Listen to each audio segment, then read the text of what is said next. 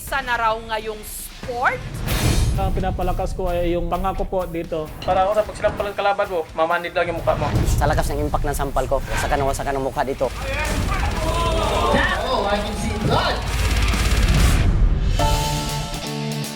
Head-to-head ang labanan sa palutungan at pasarapan ng trending ngayong crispy ulo. Talagang pinag-uusapan na naman kung saan. Iisip kami ng pakulo ng misis ko. Kailangan makita nila kung gaano kalambot. Try yan natin plastic spoon. Lahat na makakatikim yan, masasarapan talaga. Talagang crunchy. Saka yung smoky flavor po talaga. Ito kasing ulo ng baka is wala kang makikitang mga litid. Ano talaga siya, lean. Malinamnam siya, hindi siya oily.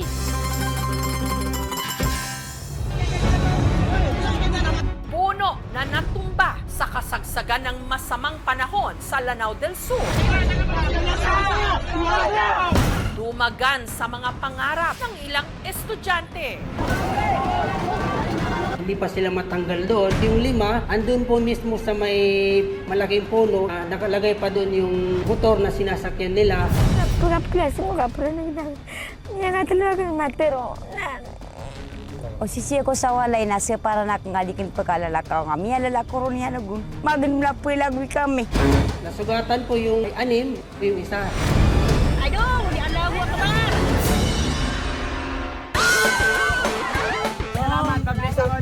Ang maagang pamasko ng binansagang ninong ng bayan. Ginto sa mga kalsada. Ang makahanap kanya na.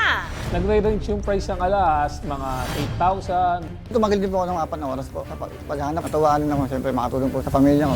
Nitong Biyernes, si JR muling nagpag-gold hunt sa kanyang mga inaanak. Ilalagay na natin yung 24K gold coin.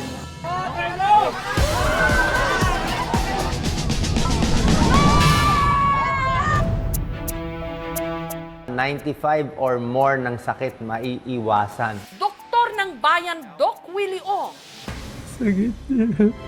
Siya naman ngayong nangangailangan ng paggaling dahil sa matinding uri ng cancer. My diagnosis is sarcoma, one of the most hardest cancer to treat. Bukol na to, malaking-malaki daw. Mga 16 centimeters. Doc Willie Ong, kamusta? Can you see me? I'm having the haircut. Kamusta ho ang prognosis po sa inyo? Dapat mamamatay na ako sa Philippines. I was sure I would be dead in 3 to 4 days. Kasi ang bagal ng healthcare natin. Grabe. Dear God, tulungan niyo po si Doc Willie para makaya niya pa po yung mga pagdadaanan niya. Naiyak po ako. I don't know if I will still be alive tomorrow.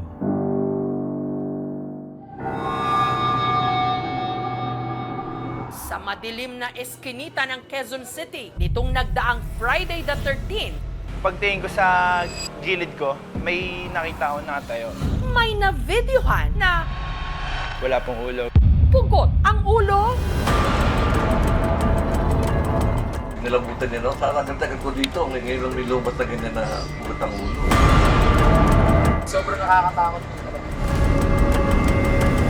Alam mo talaga siya.